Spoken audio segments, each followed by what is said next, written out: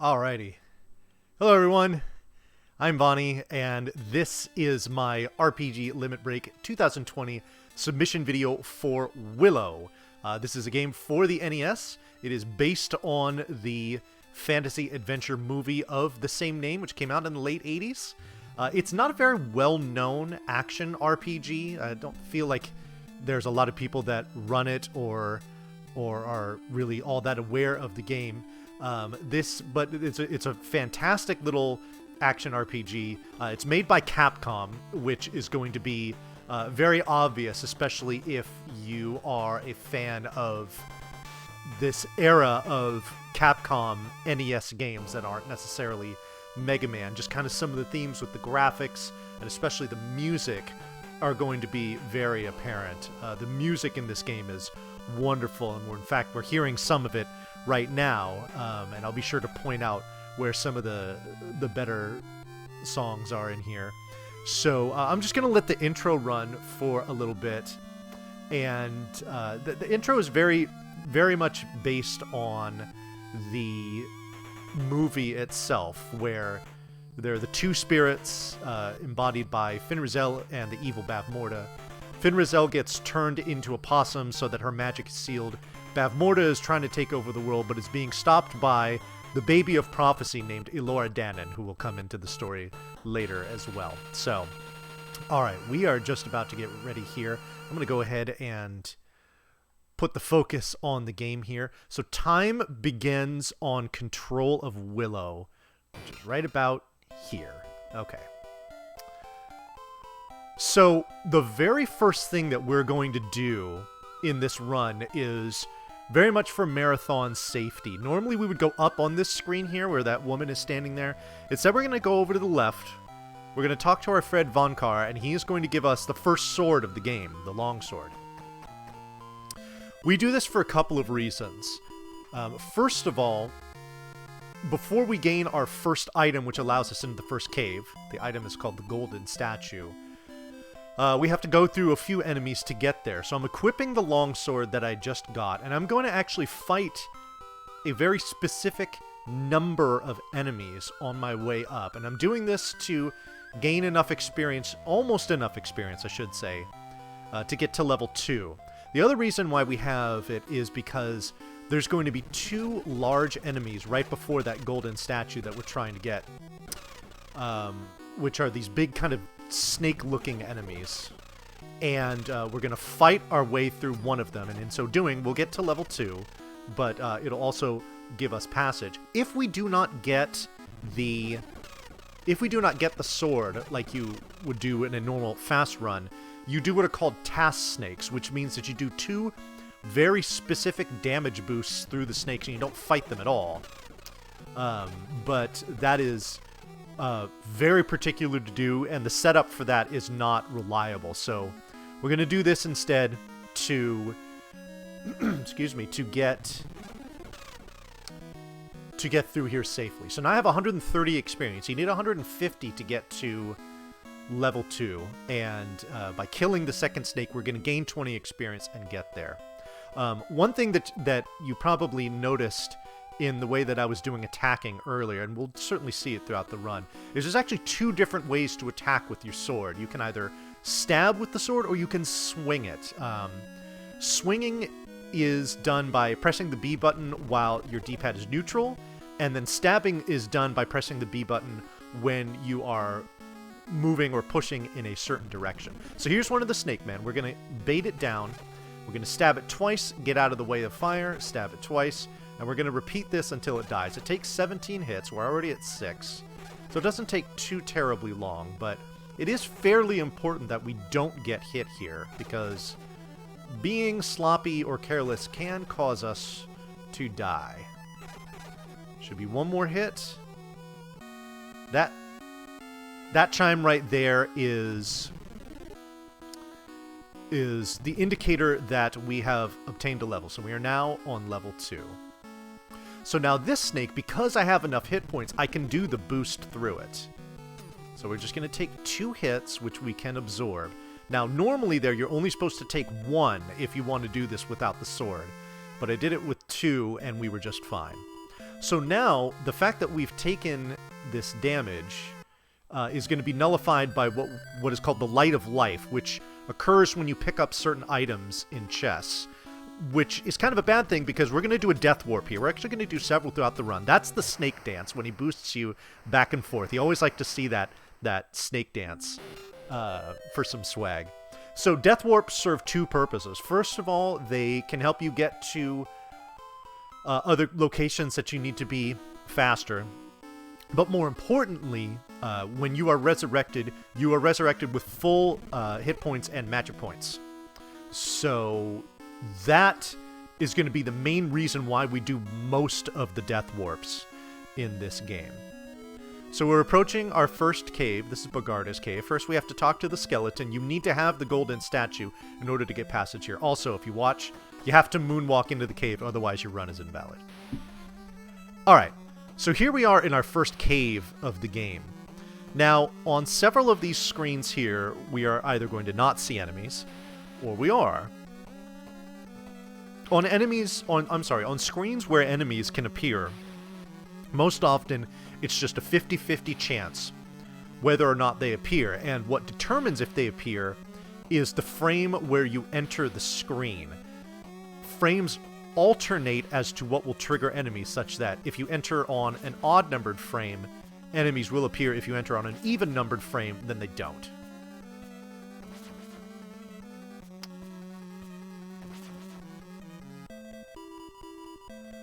So here we go. This is the battle sword. We're going to use this for a decent amount of the early part of the game. This would normally be the first sword that you would get. Now, if you notice, I actually did it pretty fast there, but I wasn't already wearing the longsword. Every time you die, all of your equips go off, so you have to re-equip after every death, which is rather important. Alright, so we are about to approach the first boss here, which is Bogarda. Even at level 2, we're still kind of under-leveled to fight him, but you can do it in a very particular way. Now, the reason why we get to level 2 is for this very fight right here. So we want to try to pin him against the wall, boost through the axes, and just do enough damage to him. Unfortunately, my sword swings were slow, so this kind of is going off the rails a little bit, but fortunately we had enough HP to deal with it, and he's dead. So that probably took, you know, I don't know, 5 seconds longer than it was supposed to. Not a big deal. We didn't die. That's the important part. So Bogarda reverts to his human form. He teaches you the fire spell. What it does is it summons 8 fireballs that go around Willow's current position when he uses it and stay there. It's very good for protection, not really for offense. Excuse me. And we will use it at some rather specific points in the run. So right now all we have to do is just walk back out of the cave, and we're gonna try to avoid. We're certainly not going to fight anything, but we are going to encounter enemies. So with this just being a walking section, this could be a good time for a couple of donations. But when it comes to the enemies that we do encounter in here, we are going to, like right here, like even though those hornets kind of ambush me, I'm not mad about it because we want to set up another death warp. Now, here's the thing. You might say, well, why didn't you just stay there and take all the damage and just do your death warp right there? Why are you still walking? The reason being is that anything that you achieve when you are in a cave or a dungeon, like any level ups or items that you obtain or bosses that you destroy, you do not get credit for that if you die before you exit the cave. So this is going to be particularly important in a section coming up later in the game. But as soon as we get outside, now the game is like, alright, if you die, you're still level 4, you still have the battle sword, you still have Bogarda dead. And so now we can do the death warp, and we're back at our maximum for level 4, as well as a little closer to our next objective.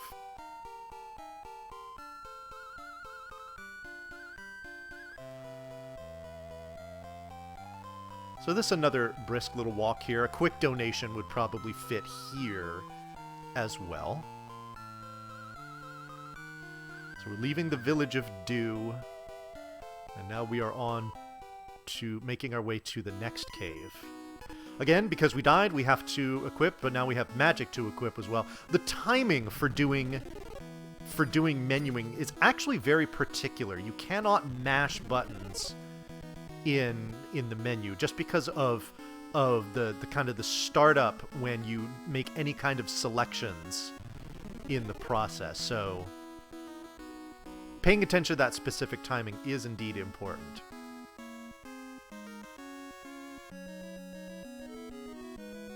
That's a little rabbit kind of thing from the Nail Clan. We ignore it. We don't need whatever information it has. There's another one that actually gives you a fairly important progression item, but we're going to skip that part of the game. I don't want to get too far into that just yet. So that little pink thing there is the brownies. We're going to skip them. We'll see them later. Don't worry about that. If you are a fan of the brownies, they will get their screen time. Don't worry. Okay, this screen here with the trees. Remember it. It's very important. We'll come back to it later. Make a detour into this house to get a refill, which is nice, but we also pick up the medicinal herbs. We need this in order to obtain a very, very important spell that we're going to be getting in just a few minutes. So getting that herb is crucial for the speedrun.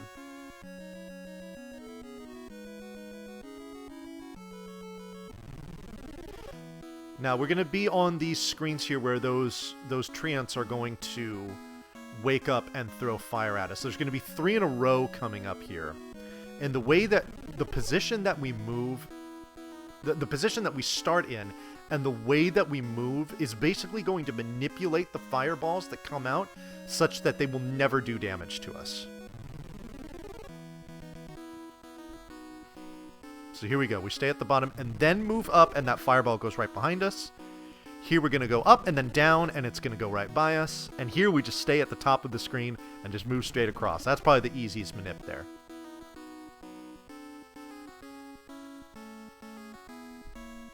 Alright, just a few more screens until we get to our next cave. Okay, these are literal trolls. They're actually called trolls in the movie, too.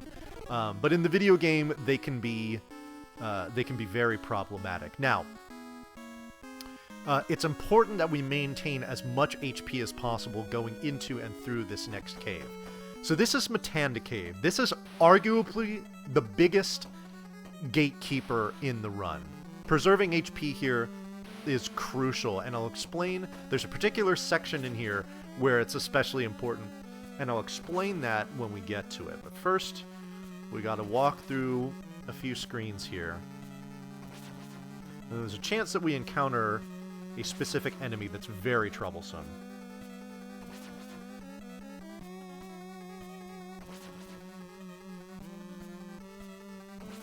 That's the one. That I call it the ghoul. It's kind of this zombie-looking thing that's in rags.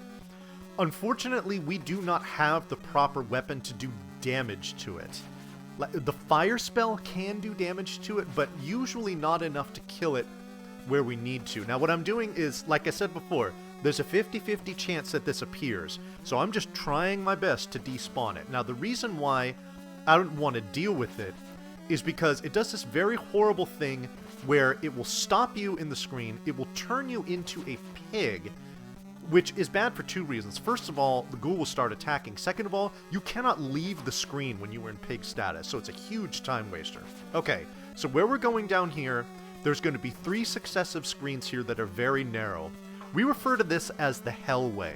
There's a 50-50 chance that on each of these screens, skeleton knights will appear both above and below you and block your way. Now, we got lucky there. So all 3 screens, no skeletons. That is good. So we talked to the Dragon Matanda here. He's upset because some creature named Poe was missing with his Dragon Ball, or his Crystal Ball, excuse me. But he gives us the bracelet, which is necessary for getting out the other side of this cave. Now we've got to come right back through this hellway.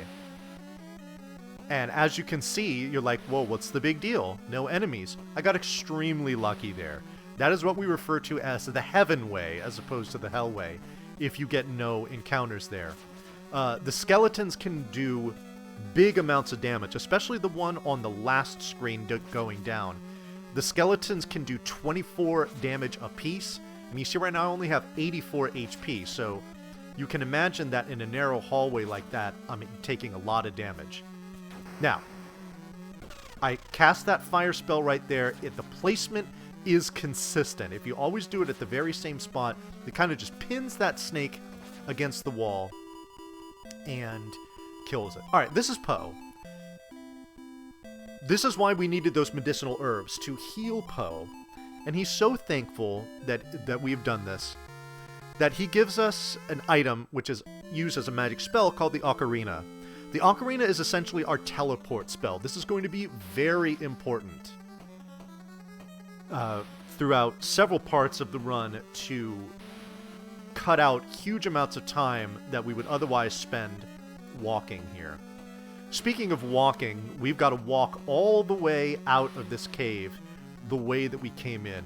So this would be a really good time for, you know, some donations, even a couple blurbs. Just to kind of knock some of those out. Now, this screen here has a chance of the ghoul, and I don't see it, which is great. I'm going to move in a very particular way around this room as opposed to diagonally. If you step in a certain place, you have a chance of spawning 4 skeletons that come out of all 4 places and will block all of the access points. There we just picked up the flame sword. We're going to use this for a decent amount of the run. We did not see a ghoul there either, which is great. But any enemies that we see from here on out, we still want to avoid them, because while we've gotten through the worst part of this cave, before we get our next heal, we still have a little bit to go, so we don't want to get too careless. Alright, we're almost out. Right back here will be the screen where we first entered the cave. However, because we have that bracelet, it causes that wall to disappear. And now we can exit here. And as soon as we do, we are stopped.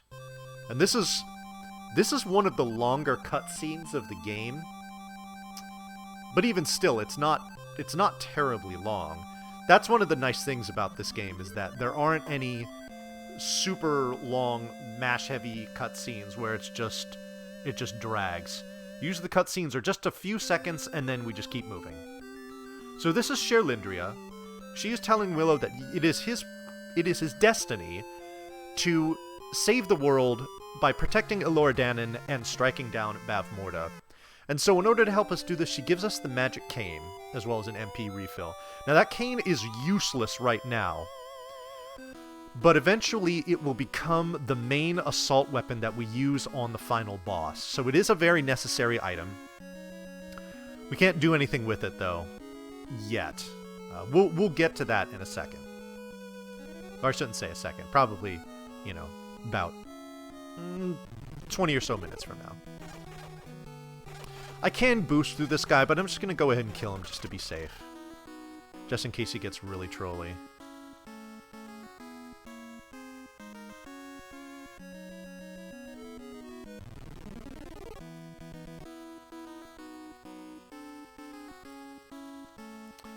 Alright, so just, I think, one more screen here. Yes, there it is. So this item that I'm picking up here is a sword called the Devil Eye. This is arguably the most important sword in the game, because it kills magical enemies, like the ghoul that I was talking about. And there's going to be other ones that will only take damage from this particular sword, so we will be switching to it often in order to fight them. Okay, there's Mad Mardigan. We can actually unlock him. He's locked up there. We can go over a couple screens and pick up a key to unlock him. He gives you an item called the necklace, which is totally useless, but it doesn't really do anything. But I was thinking about doing that as a donation incentive to unlock Mad Mardigan. I'm thinking it would probably only add about like a minute or so to the run, so we could do it. Alright, so we equip the ocarina, but first, the reason why we came to this screen before we used it is because this is the bar. The bar is one of the locations where Poe can take you. If we do not tag the bar, we cannot obtain the final 2 locations that Poe can take us to, so it has to be done there. Alright, so now it's about to get really wacky. This is where it gets fun. So we move through here so that we don't wake up the trees, but we find a little seam there in the collision detection for the environment, which allows us to exit this screen in a way that's not intended. So how this is working is that all of the tiles in this game are on kind of like a big grid, and they all kind of interlock together. So what we've done is we've walked from that overworld section into the middle of a tower in that screen that had all of those garbled graphics. So now you notice that I equipped the Devil Eye before I fought those enemies. It's because those little bubble ghost things, are some of those magical enemies that I was talking about. Every other sword in the game will go straight through it and do no damage, but the Devil Eye is what will allow us to do damage. Now, if they're not in our way, we just go ahead and walk right by them because we don't want to waste time dealing with them.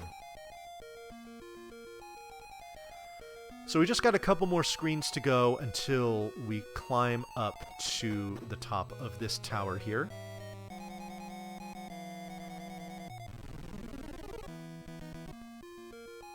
This might be a good time for a quick donation as well.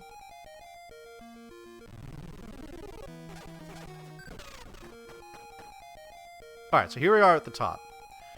We talked to this old man right here, and it is going to give us the red crystal. Now we need to get the red crystal in order to get to the Crest of Spirits, which is necessary to confront the final boss. We use the ocarina as soon as we're done, and the reason why we're able to do that is because technically we're outside, so normally you wouldn't be able to use the ocarina inside of a building or a cave or whatnot. Alright, so we go back to Poe's house. We pop in here for a very necessary refill. We're gonna need this because that black hornet that hit me did 30 damage, and HP for this next section is very important. Alright, so let's go ahead and move on through here, and then we will break the game again. Now, the reason why I'm moving up and then over is because if I move down too low, I'll get stuck in the wall. And the only way to get out is to call Poe and have him pull me out of there, which wastes probably about like 20-ish seconds.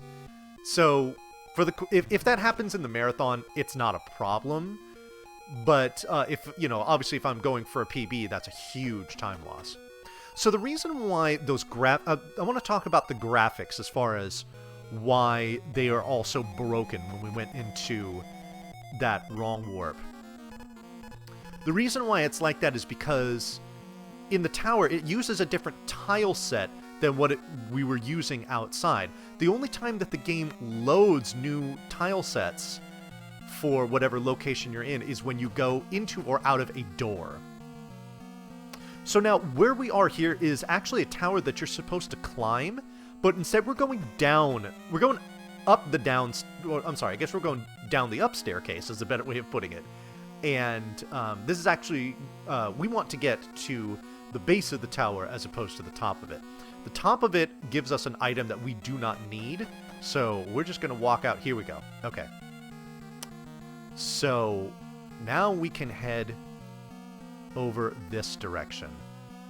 The wackiness in this run, as far as the glitches that we're doing, it's about to go to another level with what's going on here. So I will do my best to explain it as it's going on. Okay, so this cave entrance here, this is the back end of the cave. This is not supposed to be an entrance. As you see, we walk in and suddenly there's a boss. We can walk right out, back in, and now it's a different boss. So this is Kale. You want to get used to him. We're going to see him several times here. Now, you might think, oh, okay, this boss is going to come right over and do damage to me. But it's not, because there's a little seal there by that door that you can't see under those HP bars. And as long as the boss is alive, that seal is going to stay there. So you see, we're just going to wail on Kale until now, where we're going to have mercy. And then we're going to leave. Now, here's the reason why we do this. You might notice that those power bars, as well as that, experience and magic points and all that stuff, is still with me. That is very much by design. The only time that those bars appear is when you're in a boss fight. So essentially, kind of a flag for the boss fight is still active. And that's going to be really important here coming up. So here's where we get the Crest of Spirits that I was talking about. It is a necessary endgame item. Unfortunately, in that little portrait window on the left is a really cute picture of the baby Elora Danan, but those power bars are covering up her face, but it is a necessary sacrifice that we need to make in order to make this game go really fast. Alright, here's where our grind is about to happen. If everything goes according to plan, I'm going to get... So I have 1,200 experience right now. I'm going to gain about 38,000 experience in the span of about 1 minute. And we do that so that we can get to level 13. That particular number is important, and we'll go more on that later. So here's what we're going to do. There's a screen here with these flies. We're going to kill the first fly that appears, and you notice my EXP number is now soaring. The reason for that is because the first enemy that appears on a screen, if you have that boss flag on, will give you whatever condition you would receive from killing that boss. In this case, from killing Kale. Kale is the second to last boss in the game, grants over 7,000 experience by killing it. So the game essentially kind of thinks that we're killing Kale here every time. That's the reason why I keep going off and on the screen, is because only the first enemy that appears has that boss flag. So I need to regenerate a new set of enemies every time. Now, in order to get the experience I need to kill 5 of these flies. That was the 5th one. So I have all of the experience that I need. Also, you might have noticed that the patterns that I used for the first fly, the second fly, and then the third fly and beyond were all different. The reason for that is because of how you swing the sword and how much damage you do. So, in order to do that properly and minimize the damage that you take, we use different strats. So this is the same principle that I was talking about before. If you die in a tower or dungeon or whatnot, you don't get credit for anything until you've tagged outside. So we're just going to sit out here and wait till about 39,000 experience. There's the ding. The game has given us credit for level 13, and we can walk back in. Even though you've killed the enemy to earn the experience, until that experience counter actually rolls up to the threshold that you need to gain the level, it won't give you won't get credit for the level itself. Alright, so now that we have the level 13 we need and the credit for it, it is time for death. This is going to put us right out where we were. Again, the main reason why we did this is to refill our HP and MP, which you can see the values here are much, much higher than they were before.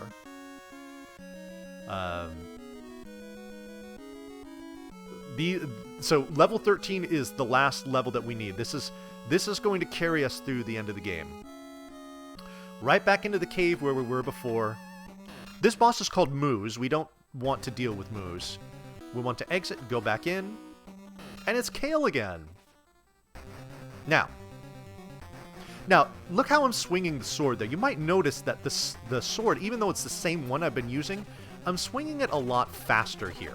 The reason is that all of the swords have a hidden weight property to them, and the heavier the sword is, the slower you swing it.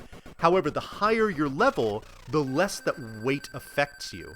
So because Flame Sword is kind of a lower level sword, and I'm now at level 13, I'm swinging it at the max speed. Now the reason why we kill Kale is we want to get through this cave. Once the boss is dead, that seal will be gone. And then we can go through.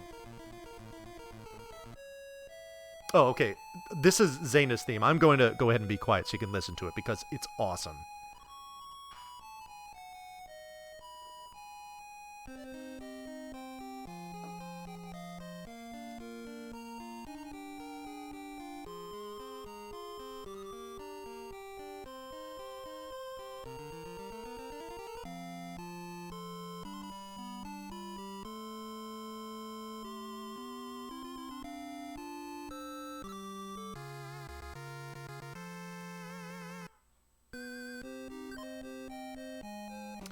So, Moose gives you the Bombard magic. It's horrible. It essentially does like kind of like an earthquake effect, which twists the screen around and makes it very disorienting.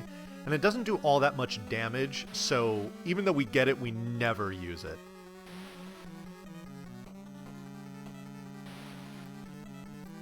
Alrighty. So this is essentially where you're supposed to enter this particular cave. These enemies always appear. We can do movement manipulation to make sure that the shells always miss us. Alright, so you see me toss on the Devil Eye there real quick because I'm anticipating there being quote-unquote magical enemies in this particular cave. Those are not them, but we just walk right through them anyway.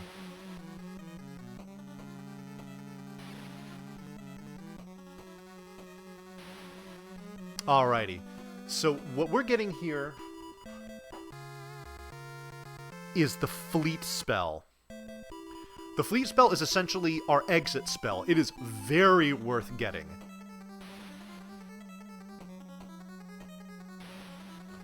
It would be nice if we had this earlier. It would save a lot of time, but we get it at our first opportunity, and we will make use of it whenever we can.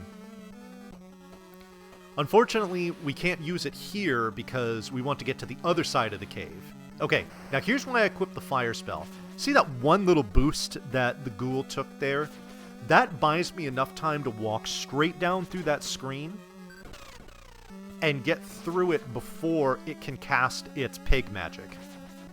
So these kind of mask-looking enemies are magical as well, which is why they're taking damage from that Devil Eye sword. Also, those little kind of like glowing beans that they drop are refilling my MP. That's important later, but not now. Alright, we do a couple more shell dodges. And then into this cave here. This is where we encounter Finraziel. So now, normally she's a possum. If you enter this cave and you are lower than level 13, when you attempt to do this transformation spell, she will instead turn into a random other animal. Only when you are level 13 will she become a human. Only when she becomes a human will she infuse your cane with the power necessary to damage the final boss. So that's one reason why we need to get to level 13. Speaking of the final boss, the other reason why we need to get to level 13 is because using the cane takes magic points. And in order to hit Bavmorda enough times to do the damage that we need at least 200 and I think it's 16 magic points. And once you get to level 13, your maximum MP is 221. So it gives us just enough MP to kill the final, or to get, to do what we need to do to the final boss. Alright, this is a fairly long walking section here with not too much going on except for self-defense, so this would actually be a good time for a couple of donations.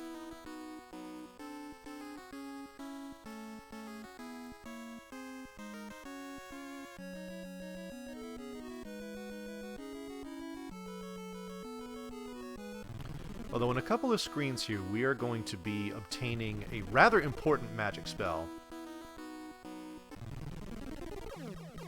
So that what I'm shooting there, those little bubbles that I'm shooting out and killing that enemy, that's the cane. It can be used on other enemies as well. We only typically do that here, because for the rest of the run, MP management is very important. But we're about to get this magic spell here, which is referred to there as the Monster's Bone, but in the menu, it's called Spectre. So what Spectre does, and you're going to see me use it shortly here, it takes 50 MP to use, so it cannot be used lightly. But we're going to activate it right about there. What it does is it turns me into a slime. It turns you into slime for a set amount of time. You know, screen transitions notwithstanding. While you are a slime, you generate 0 threat, and you will not have any enemy encounters for the duration. Now, while this is great for a speedrun because we can walk through here quickly, it's a lot safer, whatnot, it's actually also necessary in order to get to a certain section of the game, and I'll be sure to point that out when we get there.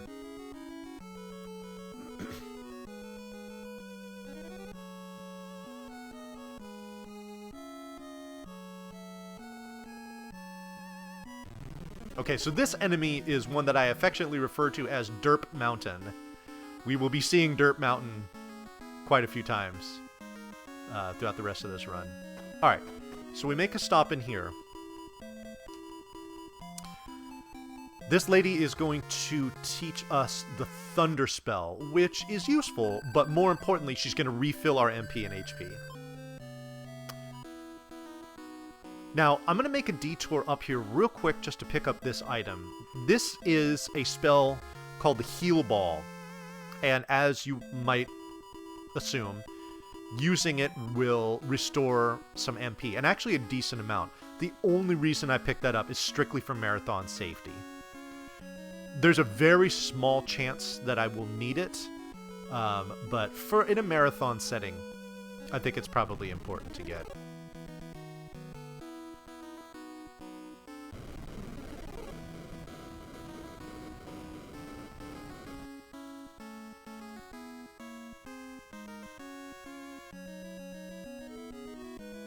So, little walking here. This could be good for a donation or two. See, there are those skeletons that were supposed to appear on some of those other screens, but don't. Oh, it's Dirt Mountain again! Leave me alone, Dirt Mountain. No, Dirt Mountain, no! No! Okay, so, on this screen here, you see these little kind of marks in the ground. You're going to see them on these next few screens in succession. Normally, those little holes will sprout up these enemies that will literally block your path and won't allow you to get through. We need to have the Spectre magic in order to get through here so that those monsters do not generate. The first screen they don't ever generate, but all of these other ones they can. So we use the Monster's Bone or the Spectre magic to just scoot on through here and make it passable.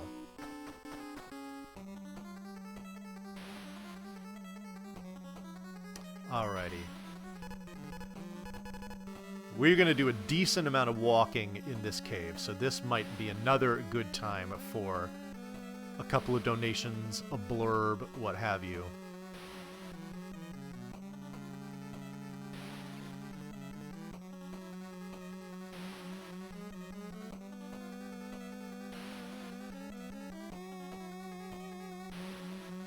Okay, now, notice how I moved in a particular way before I killed that enemy.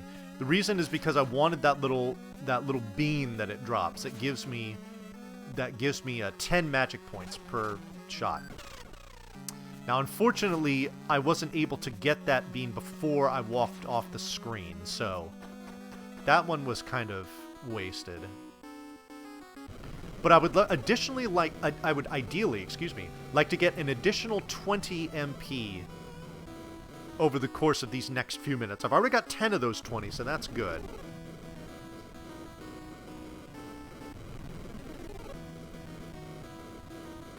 So this little section right here of these, this is kind of like a little mini hellway. Like I said, those skeletons do 24 damage per touch. However, the fact that I have over 200 HP as opposed to only 80 like I did before makes this section not nearly as bad. So, while we still want to avoid them as much as we can, even if we take a few boosts like I did on that one screen, the fact that I have so much the fact that I have so much HP paired with the fact that I have that heal ball just in case means that those screens aren't really that much of a threat.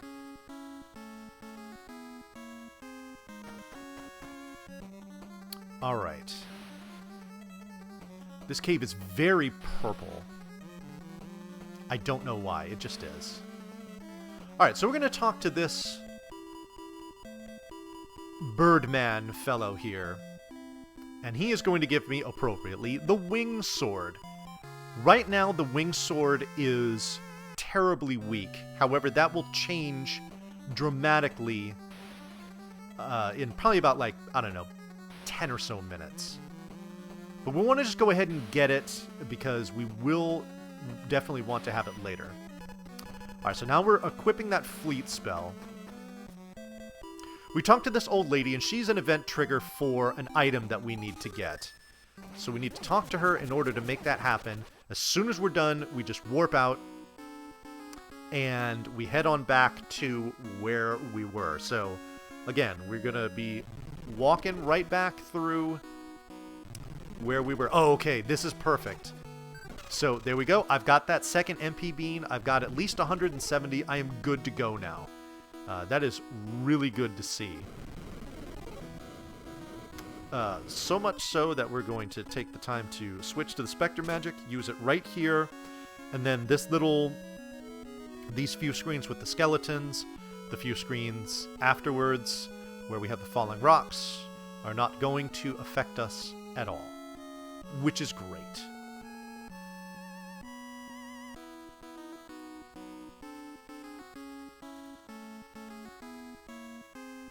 One thing I do want to point out, we are going to go through a door. Now, I do want to point out, I am a slime, and you hear those little footsteps while you are the slime. I find that rather amusing.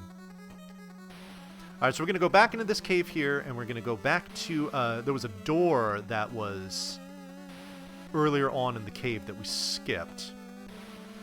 And the reason we skipped it is because we hadn't gotten that event trigger yet where we needed to talk to the old lady.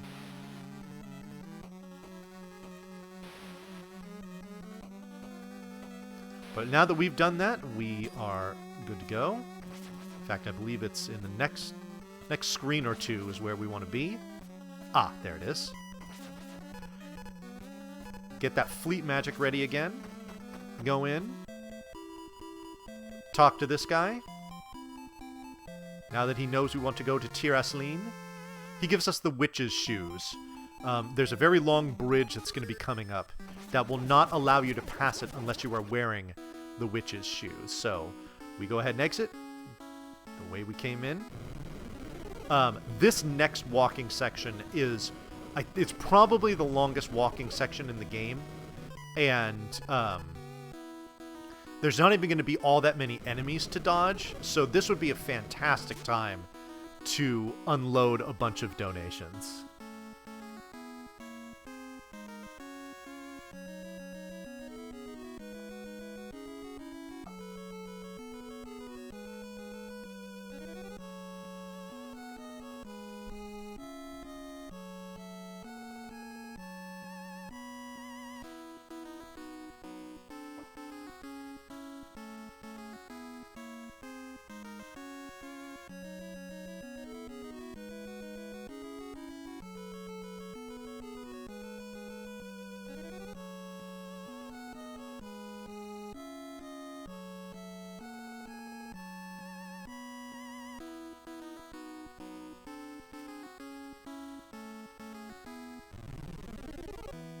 That enemy is no threat, it just stays at the bottom of the screen.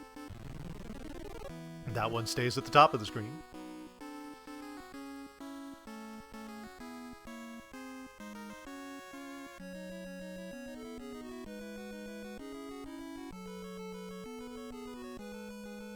Alrighty.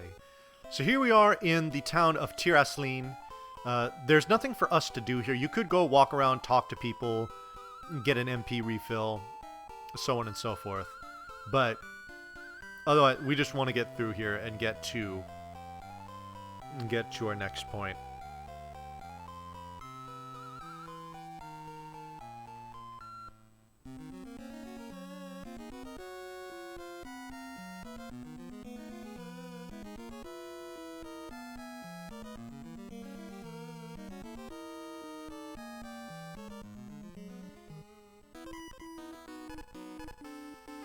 Alright, just making sure I got my Spectre magic ready.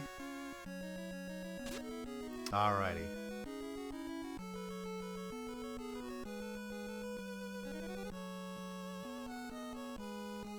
So we want to get through here as safely as possible.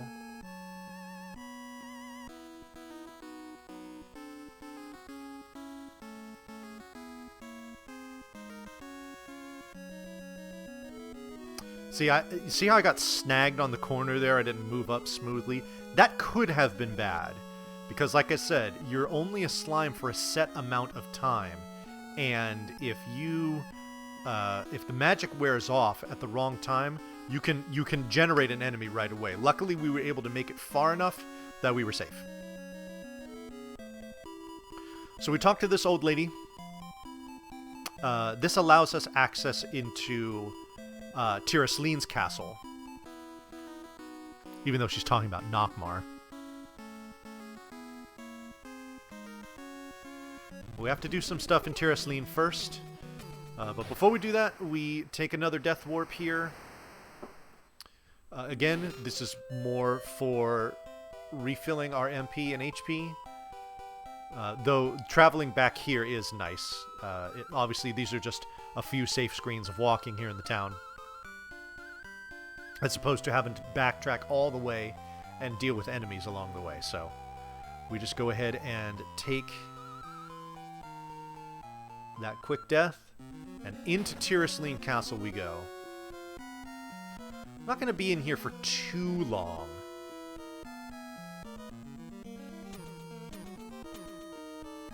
Tried to dodge those guards, didn't work. Okay, these purple ghouls are absolutely terrifying.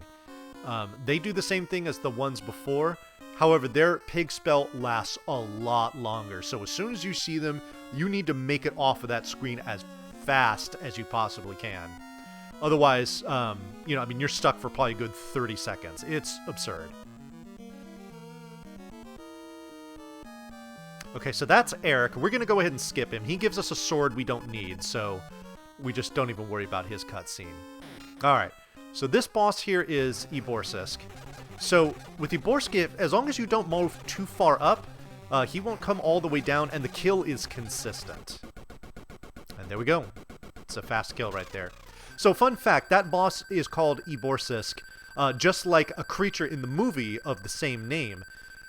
It was so named after the movie critics Siskel and Ebert. It's a portmanteau of their two names, and it was meant as a tribute for them. Alright, so here we are in a dungeon. This is one of the more amusing cutscenes here. Ha ha ha, I am Kale. He introduces himself, even though we've met a couple times before. Alright, so, for those of you waiting for your Mad Mardigan fix, here it is. There's a couple cutscenes that involve him that we're going to see here. But this is certainly the first one. We talk to him, he says things are hopeless, and then we just move right here, and things aren't hopeless anymore. And here are your brownies!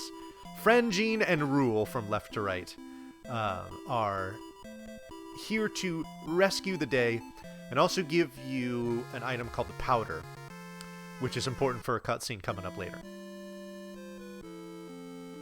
So we just smash through this cutscene, we leave this dungeon, and we exit at our very first opportunity. So out we go. Now we go... We went right along the castle before. Only this time, we're going to curl down to the left as opposed to going right and scaling up the mountain. Alright, we've had enough brownies. We skipped them again.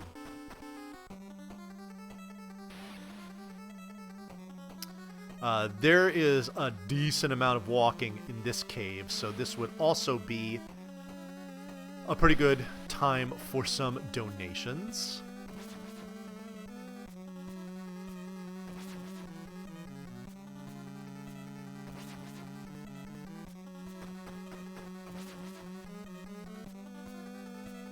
Just walking and walking and walking.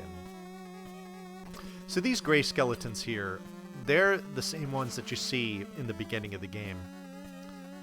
They do very little damage, so we boost through them. Like you see here, I'm not even going to bother with them, trying to dodge them or anything. We just boost through them as quickly as we can.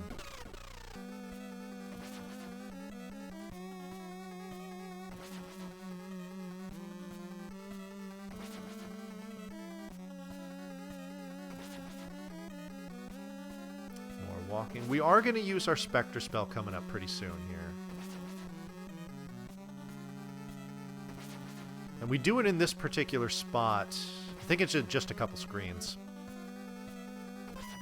Here we go. Whoops. Goofiness on the menu there. Well, the reason we do it here is you're going to notice it's about like 5 or 6 of these narrow hallways in a row. Dodging enemies or even fighting enemies in here, no matter what they are, is going to be difficult because you have very little space to work with. So we strategically use it there to make those nice, clean, narrow hallways. Now here's another one here.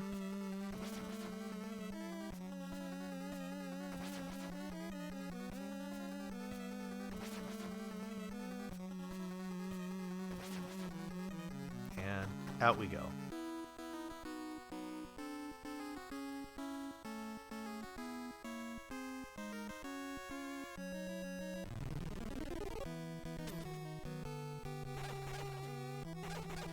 Dodging those fireballs on this narrow bridge is very tricky.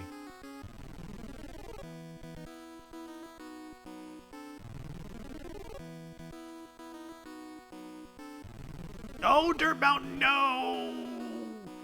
No! Dirt Mountain, stay away! Don't breathe fire on me! Okay. There we go. So I actually kind of goof on this menu here. I knew I needed to switch to the Devil Eye, but I also need to switch to Thunder as well. This is the only place we're really going to use a Thunder spell. And it is quite useful here. There is a chance that those little bubble ghosts can appear on these screens and make your day very difficult. So we just have it on here. Oh, they do appear here. Okay. So it's just massive damage to everything on the screen. And because they're magical enemies, we basically get a refund on the magic that we use for that spell, which is good. Alright, so this is our final use of Spectre for the run.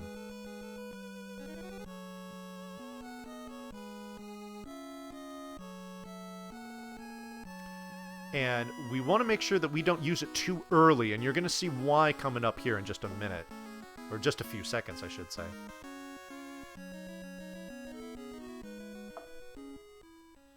So we have this guard here. Oh no, a monster! And he's gone. He's scared of the blob. Alright, so this is Nockmaar Castle. This is the final dungeon of the game. We're just going to do We're basically just going to do a dip into here for a very particular purpose.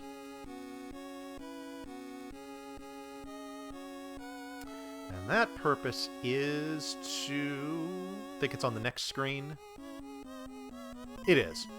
So we talk to this other Birdman, who is the brother of the first Birdman we saw, and he's like, oh, sweet, dude, you have the Wing Sword. Let me power it up for you. The Wing Sword is now the most powerful sword in the game, after you talk to this Birdman. Which is really good for the final boss fights that we're going to do. So as soon as we get that power up, we're like, cool, we're out of here. And then we need to head back to Tirisleen. Now, the menuing here, when you're doing this, when you're doing the teleport menu, you have to be really careful. If you are just carelessly mashing through there, you're going to teleport yourself to Nelwyn, which is the starting town, and you never ever need to go there once you leave it in the very beginning, so it's only a waste of time and magic points. So you can't just, you know, sometimes people kind of just lull themselves to sleep with just that kind of hypnotic mashing. You can't do that here. Otherwise, you're going to be wasting a good chunk of time. Alright, so we come here to get an important item which will allow us to actually progress through the end of the dungeon. Oh, this is funny what she says here in this cutscene. Wait, you've met Eric? Oh yeah, we've totally met Eric. Not really. But we'll just say that we did. So that she will give us the key. This will unlock all of the doors inside of Nockmaar Castle. And now that we have that key, we are going to use Poe one last time to take us to Nockmaar. And we are just about ready to make our final push through the dungeon and essentially the end of the run. But first, we cannot do that until we have some sweet, sweet death. And there we go. Now, this death warp is going to warp us, I believe, one screen to the right. The entire reason why we do this is it's the quickest way to refill our HP and MP. Alrighty. Into Nockmaar Castle we go. Oh, stay away from me, ghoul. That's another terrifying one. Oh, I should also point out that the music in here is a sweet, sweet banger, so enjoy it. This also could be a good time for a donation too.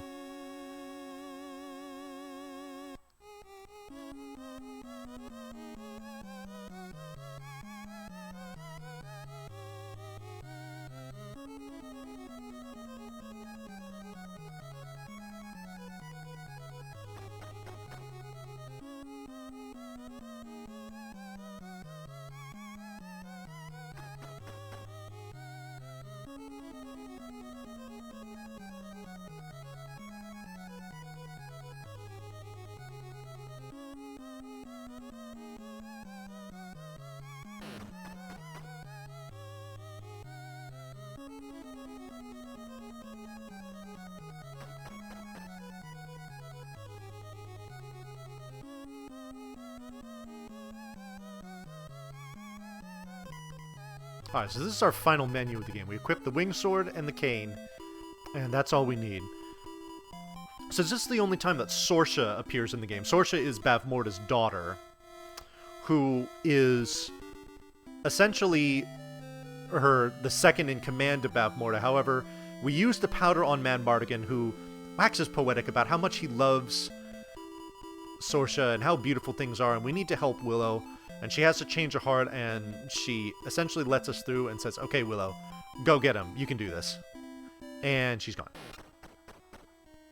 And we come in here and up this screen. I just wanted to check to make sure I had the right stuff on. That's just real quick. Okay. You might recognize this guy. It is General Kale, only this time, it's for real. Now, as long as we stay in front of him and to his right side, this fight is basically free. We just sit there, swing the sword as fast as we can, and he doesn't move fast enough to really charge at us or do big damage with that sword, so it's a pretty safe fight.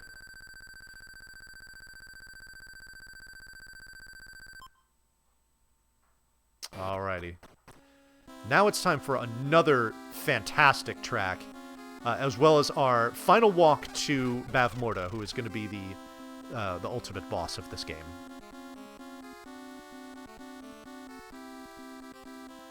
So if we wanted to get a donation or two in here, especially one that is happy or encouraging as we are about to finally conquer this video game, this would be a great time for it.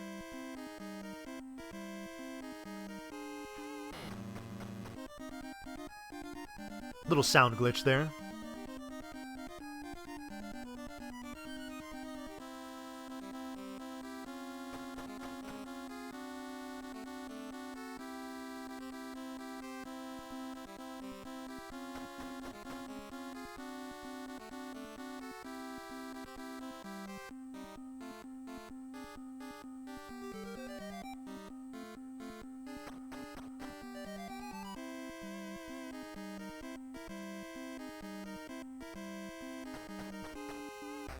Alrighty, here we go. Bavmorda's Chamber. There's a brief cutscene, and then the first phase begins.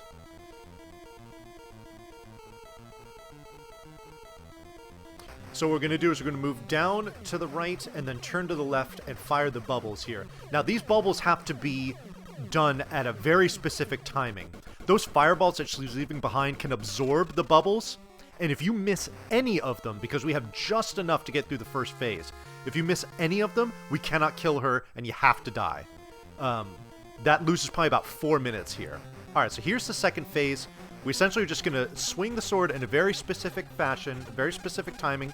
She can't get to us. Time is on the final hit. Time. And there we go. And bring in the ending cutscene. And that is it. That's Willow done in just under 1 hour. This time actually is a 1 second PB, believe it or not. So I recorded it specifically for this and ended up basically matching my PB. So well done. The estimate that I'll give for this, I believe, is going to be 1 hour and 10 minutes. And that's assuming I die like twice in places that I don't mean to. I think probably about 5 minutes per death if necessary is a good little buffer there. So, but yeah, I mean, ideally this will be done in less than 1 hour. So, all right. So Willow's a very fun game. I enjoyed it, certainly playing it growing up. The run is very challenging. It certainly has its tense moments in here, and I think you saw a few of them. There were a few that we actually didn't see, so there definitely will be some, some gasps from the crowd and sighs of relief and applause when we get through particularly tough parts. So yeah, but we're not quite done yet. What I'm going to do here is I am going to show off a couple things that I would like to offer as donation incentives. It would be post-game stuff, which, obviously that's what we're doing here. So the incentive that I want to offer here is for the debug mode. And what the debug mode is going to allow us to do is some really wacky, fast-paced stuff, that I will show off here in just a minute. We're going to let the whole ending go through. The music is pretty cool, too.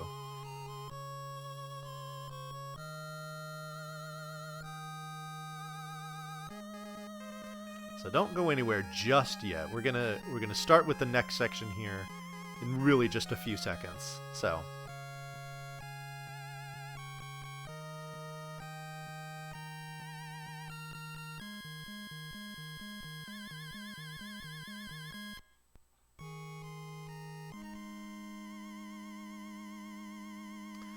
all right.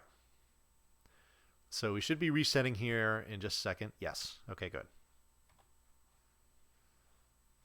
So, we're going to enter a very specific password here that's going to allow us to have a whole lot of fun. So, it's 18 characters. It doesn't take too long. We'll be there pretty soon.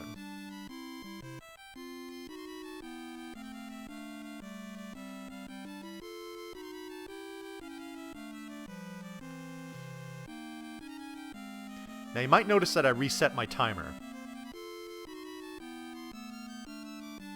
That was by design.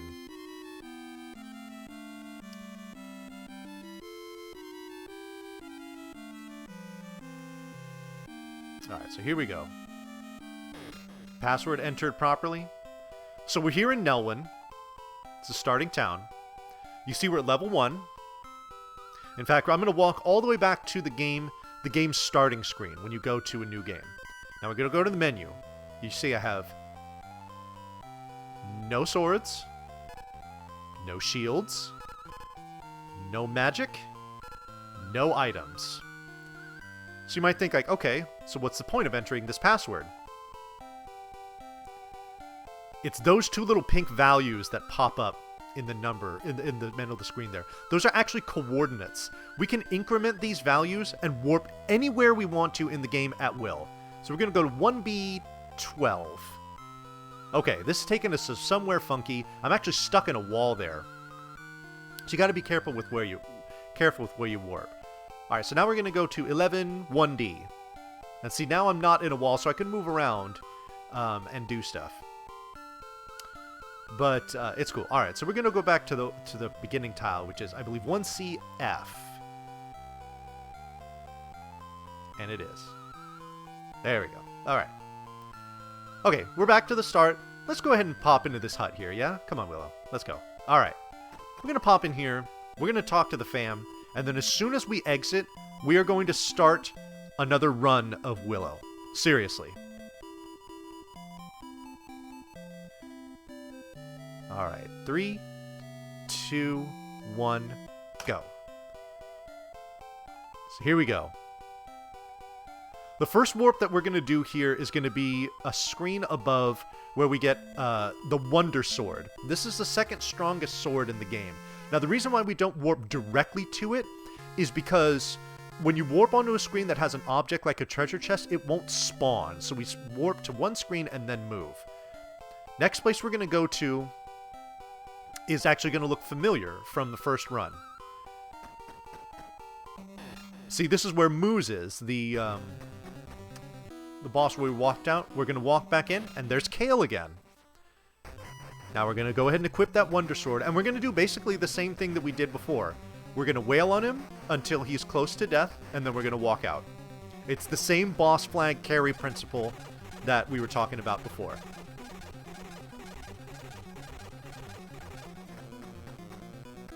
Now, I have to move down here, otherwise I'm going to get stuck in this next warp. So this next warp is going to take us right outside the beginning village, where these slimes are.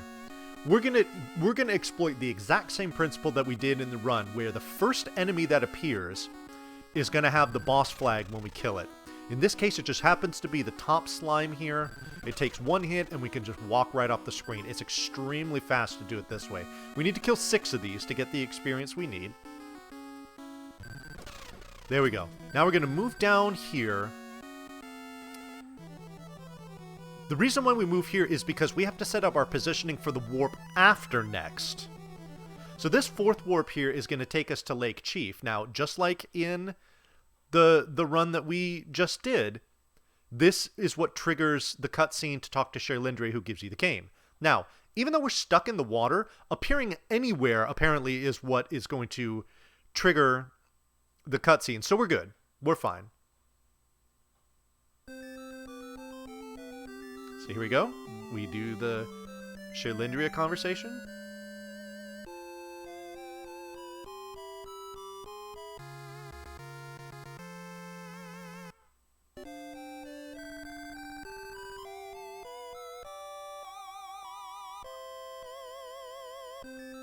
Alright, now we're done. We're going to do our 5th warp now. This is going to take us to Finrazel's cave. We're not going to go in quite yet. First, we want to take some damage here. That's why we don't kill those 2 slimes that are left over from when we're doing the grind. We bring them here, and we do a little boosting off of them. As you might guess, that's going to be setting up a death warp. Now, just like before, in order to get Finrazel to do what we want her to do, we need to be level 13. But we don't actually get credit for being on that level until the experience has gotten to where we need it to be, which is at, like, I think it's 39,300 something. It's somewhere around that level. So we still got a little bit to wait here. So this actually would be a good time for donations once I'm just standing there. You could probably do a quick donation or maybe even 2. Alright, it's coming up here.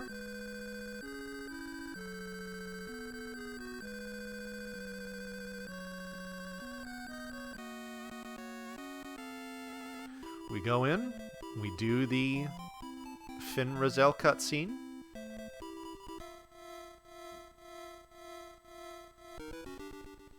There we go. She is infusing the cane with the power we need, so we are ready for Bavmorda. we're just going to pop up one screen here real quick. Get the shell to spawn. Instant death.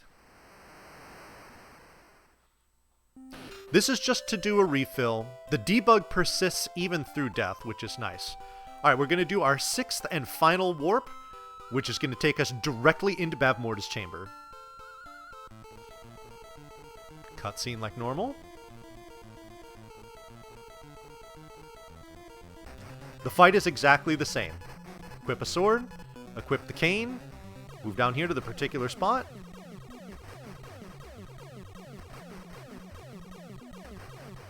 There's our first form down.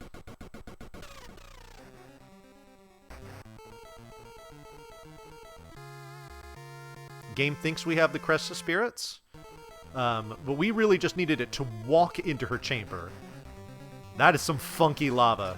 Here we are back at the second form. Just like before, time will be on the final hit. Time. And there we go. That is Willow done in just about 5 minutes. It can be done in less than 5. Now you might be thinking, that's pretty quick, right? I mean, you know, getting through the whole game in just 5 minutes? Hold on, it gets better.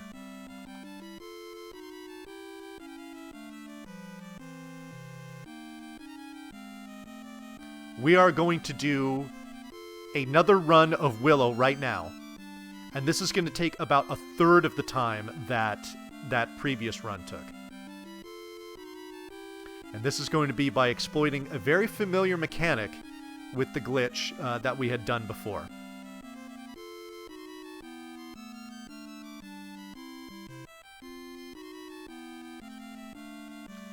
Again, time will start on control of Willow.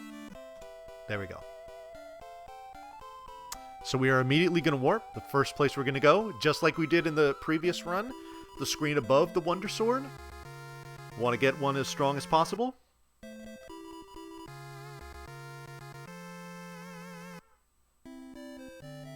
Alright. Got to move to make this next warp safe.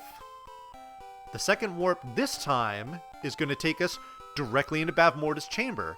But you might be thinking, wait, you don't even have the cane yet. Why are you coming here? The reason why? Boss flag. Just like we did with Kale and all them before, we now have Bavmorda's boss flag. So we're going to do our third warp here to the screen above the slimes.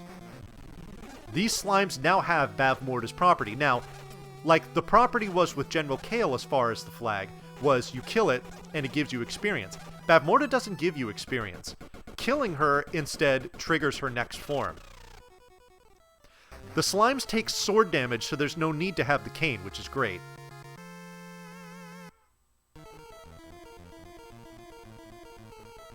Alrighty.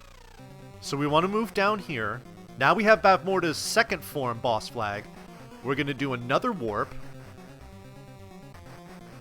This is going to take us again to the screen above the slimes. As soon as they die, that's time.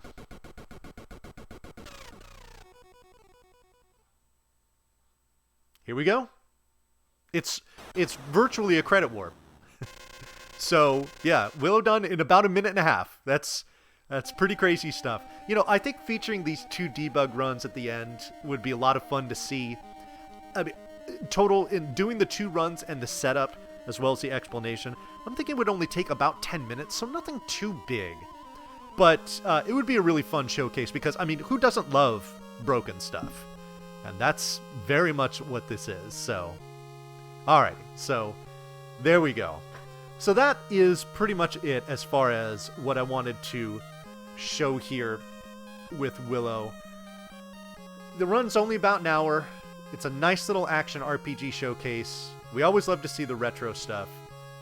I think this would be a fantastic addition to the RPG Limit Break library of games that have been run. So I hope you have enjoyed watching this as much as I have had not only learning it and running it, but also talking about it here. So we are going to go ahead and wrap this up. Again, thank you so much for watching. I hope to see you all at Limit Break, whoever's watching. And until then, take care, folks.